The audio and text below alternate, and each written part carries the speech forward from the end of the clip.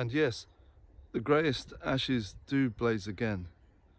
Given this fresh fuel, this match struck from the kindling cross, phosphorously lamping you with impossible new colour.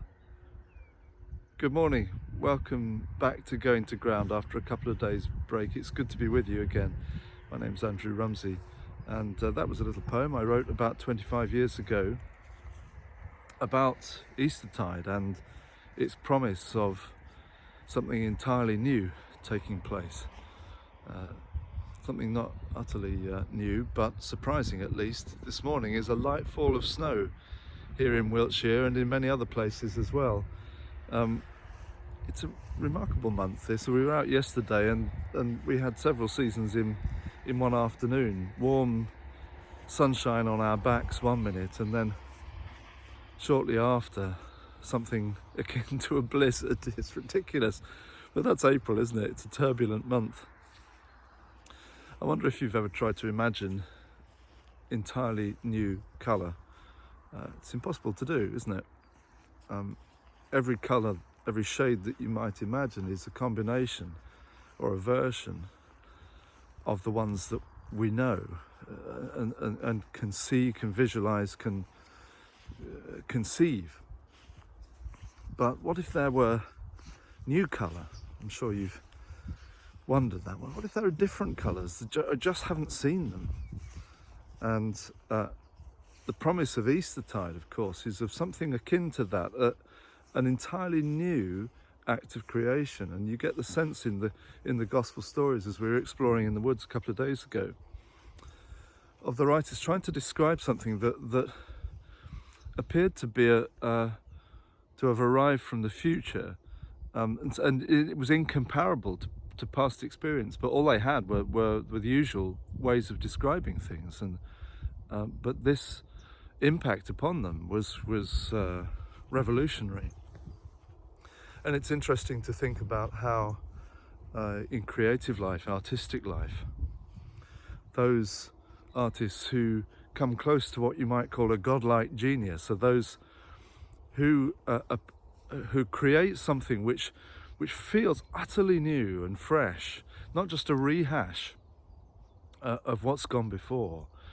That there's a new, they use the same constituent parts, the same media, but what they do with it appears to reconfigure the familiar in entirely new ways.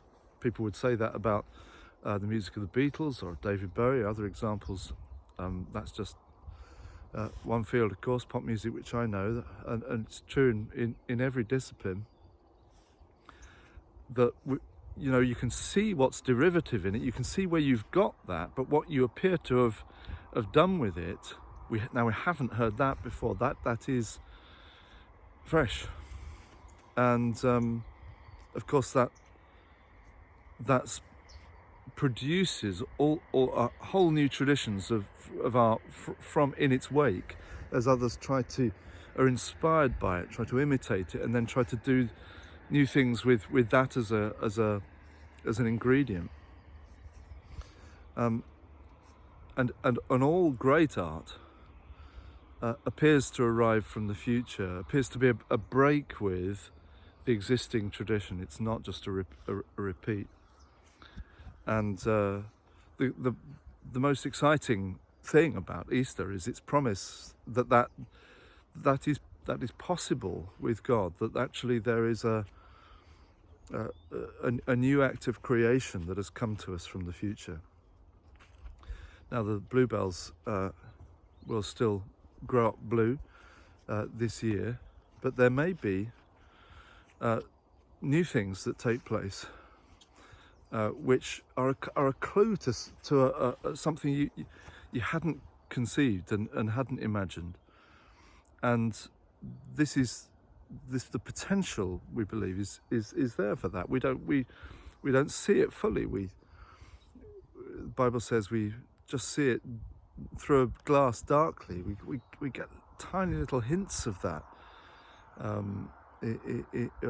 of a new act of creation, but they are there. And the potential for them is there in every situation and circumstance. that this could be completely otherwise, and we have to be ready for that.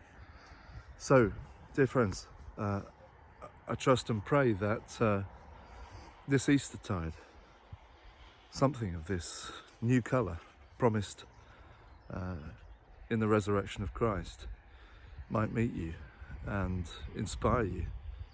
And who knows what we're going to find? Who knows what we're going to create? God bless you as you go to ground.